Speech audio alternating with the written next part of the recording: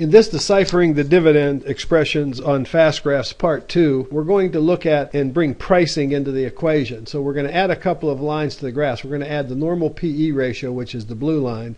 Then we're going to add the monthly closing stock prices as the black line. Because one of the major reasons why we express the blue shaded dividend area, which comes out of earnings on top of the graph, is because the market will often capitalize, and most of the time I should say, will capitalize a company in terms of capital appreciation based on earnings. So in other words, when you look at Lacklead Group here, you can see very clearly that stock price has kind of correlated and tracked earnings. So it started out just slightly undervalued and ended up in value, but we end up with a 2.9% earnings growth rate, and we end up with a capital appreciation, what we call the closing annualized rate of return, of 3.4%. So the market has capitalized earnings, and the reason we like to stack the dividends on top is because what you can clearly see in this example is that dividends are extra return, or in addition to the capital appreciation component. So when you add $87,700 of dividends that this company paid, that kicks the 3.4% rate of return, which correlates to the company's earnings growth rate,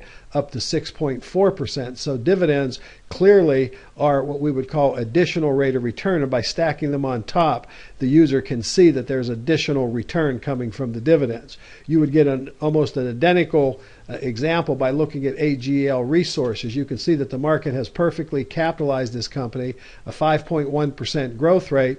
We got a 4.4% capital appreciation. The difference between that and the actual growth rate always has to do with valuation. But then when we add in $86,700 of dividends, we get the return kicked up to 7%. So the dividend is clearly incremental return. But one other point that some people we found in getting Q&A from people that they misunderstand, there are certain companies like Procter & Gamble, for example, and this is where the normal PE ratio comes in, has typically been priced at a premium historically to its earnings growth rate. And it's just kind of either coincidentally, or maybe there is a principle here.